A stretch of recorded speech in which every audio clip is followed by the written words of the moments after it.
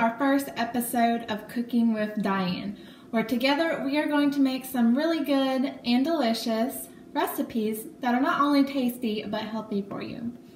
So on our first menu item today, we are going to be making a dark chocolate espresso cake in a coffee mug, believe it or not.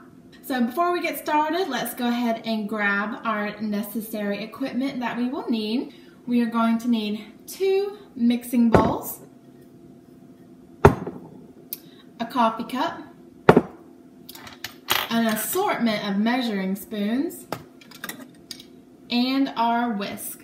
For your ingredients today, you're going to need all-purpose flour, unsweetened cocoa powder, baking powder, espresso powder, sugar, salt, low-fat vanilla yogurt, skim milk, vanilla extract, and canola oil. On our first directions, it has mix your dry ingredients in one bowl. So with that, we need 1 tablespoon of all-purpose flour. So I got my tablespoon right here, and I'm going to scoop out 1 tablespoon of all-purpose flour. I'm just going to dump it in my mixing bowl. Next up on our dry ingredient list, we need 1 tablespoon of unsweetened cocoa powder. So I got a new tablespoon. I'm just going to take 1 scoop of the cocoa powder, and I'm going to again dump it in my mixing bowl. Next up, we need 1/16 of baking powder. The smallest measuring spoon I have is 1/4 of a teaspoon. So I'm just going to scoop out just a little pinch of the baking powder, and I'm going to dump that in my mixing bowl. Next up on our dry ingredients, you will need 1/8 teaspoon of instant espresso powder. Now I just grabbed some Folgers instant coffee. It just comes in these little pouches. Open it up. I'm just going to take just a little bit of the espresso powder and just pour just a tiny dash in the mixing bowl. Next up on our dry ingredient list, we will need 1 1/4 teaspoons of sugar. I got 1 teaspoon. So I'm going to scoop out 1 teaspoon of sugar. And then I have my 1/4 teaspoon. Take another scoop of sugar and dump it in the mixing bowl. This recipe only calls for a pinch of salt, so what I do is I just sprinkle just a little bit in my palm. And you're going to take 1 pinch of it and sprinkle it in the mixing bowl. We're going to take our handy dandy whisk, and we are going to stir our dry ingredients until it's nicely combined. Next up, we are going to mix our wet ingredients. So remember, this is calling for our skim milk, our low-fat vanilla yogurt, our canola oil, and our vanilla extract. For the yogurt, we are going to need 2 teaspoons of yogurt. I grabbed another measuring spoon for my wet ingredients. 2 teaspoons of yogurt.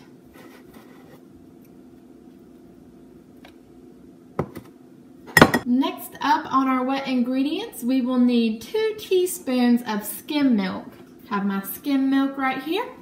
I'm going to measure out 2 teaspoons and dump it in the mixing bowl.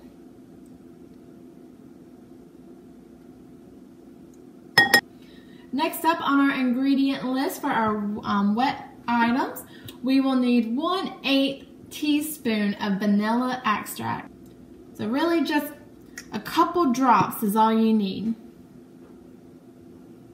And we're going to take our canola oil, and we are going to do 1/4 teaspoon.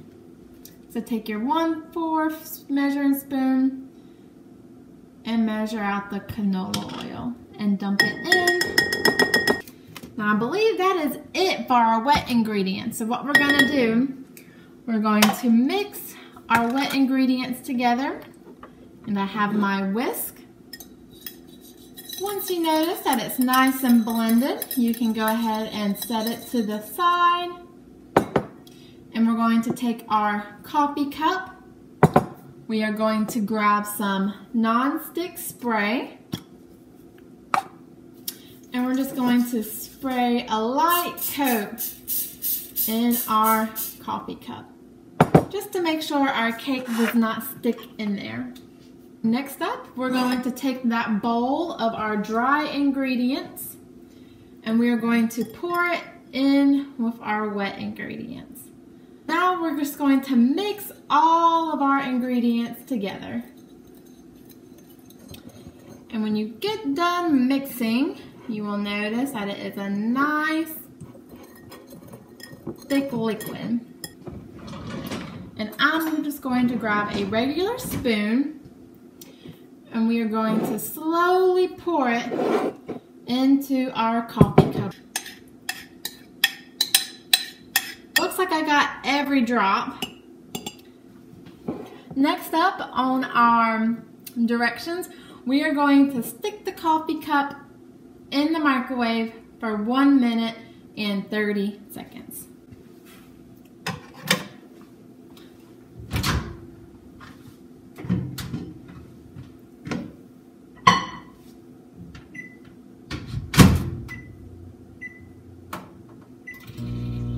Now I don't know about y'all, but I have a major sweet tooth. And surprisingly, this whole cake that we're making is one single serving size, so you can eat the entire thing, and it's only 100 calories.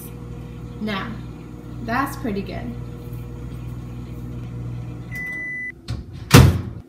When you're pulling out your coffee mug, make sure you are grabbing it by the handle and not from the cup part, because it will be pretty hot.